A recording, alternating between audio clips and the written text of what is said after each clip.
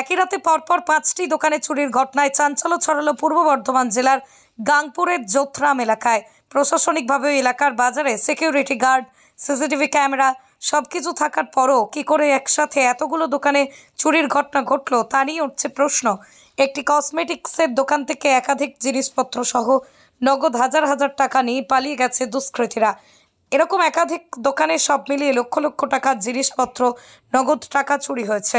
ঘটনায় নিরাপত্তার অভাব বোধ করছেন ক্ষতিগ্রস্ত ব্যবসায়ীরা। জানিয়েছেন সেই ঘটনার কথা থানায়। ঘটনার তদন্ত শুরু করেছে পুলিশ। এখানে চুরি হয়েছে, এখানে চুরি হয়েছে 4-5টা দোকানে চুরি হয়েছে। এখানে পাশের আর একটা দোকানে চুরি হয়েছে, এই দোকানটায় চুরি হয়েছে, আর যোধরাম মুখে একটা দোকানে চুরি হয়েছে।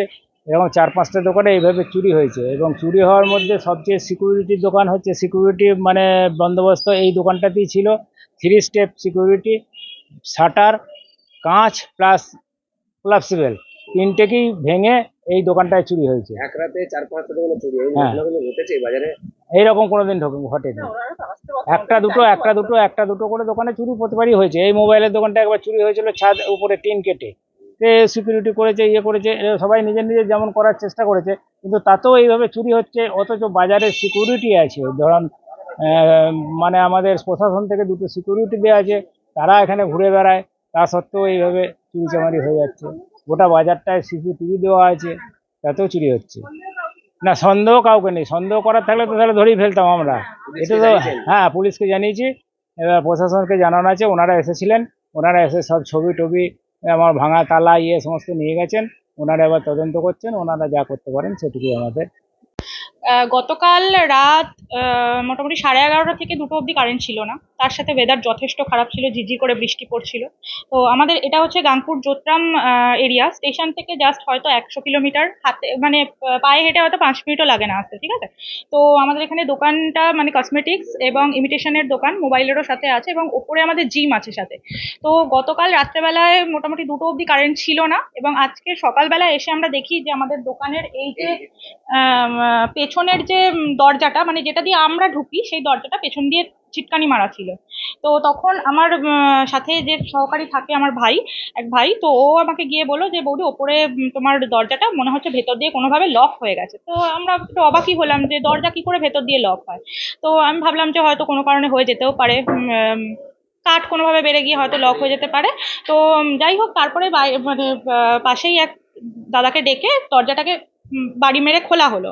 খোলার পরে তারপরে আমরা কিছু দেখিনি, কারণ এখানে প্রচুর লাইট আছে, সেই লাইটগুলো না জ্বালালে অন্ধকার হয়ে থাকে দোকানটা।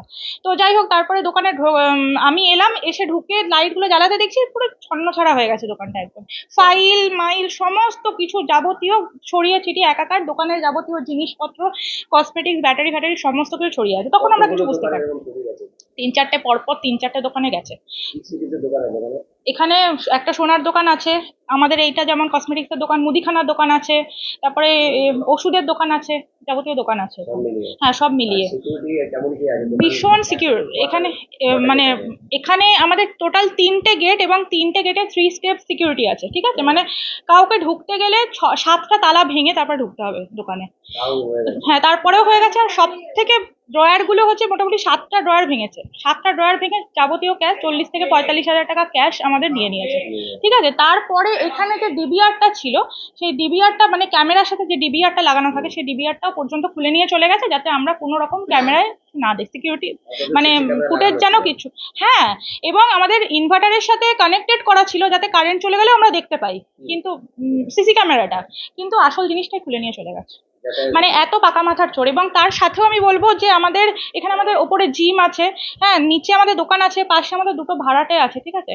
তো কোথায় কিসের সিকিউরিটি আমি তো কিছু বুঝতে পারছি না। তারা কেন কিছু শুনতে পেলো না, বা লোকাল আশেপাশে লোকজন জানি না সেই সময় কেন এলো না, বা দেখেছে কিনা, প্রত্যক্ষদর্শী কে ছিল কিনা বলতে পারবো না। গাংপুর যোথরাম। নিরোগ ডায়াগনস্টিক, এখানে পাবেন রোগ নির্ণয়ের অত্যাধুনিক বিদেশি মেশিন, অভিজ্ঞ রেডিওলজিস্ট এবং প্যাথোলজিস্টের সমন্বয়ে বিশ্বাসযোগ্য নির্ভুল রিপোর্ট। আরামবাগ শহরের সর্বপ্রথম CT scan, ultrasonography, endoscopy, colonoscopy, colour doppler, echocardiography, digital X-ray, EMG, NCV, ECG, EEG, advance প্যাথোলজির মতো সুবিধাযুক্ত প্রতিষ্ঠান। এছাড়াও আছে বিভিন্ন বিভাগের অভিজ্ঞ চিকিৎসক দ্বারা ওপিডি ক্লিনিক। ঠিকানা কোর্ট রোড, আরামবাগ, হুগলি। যোগাযোগ নম্বর 9732843677।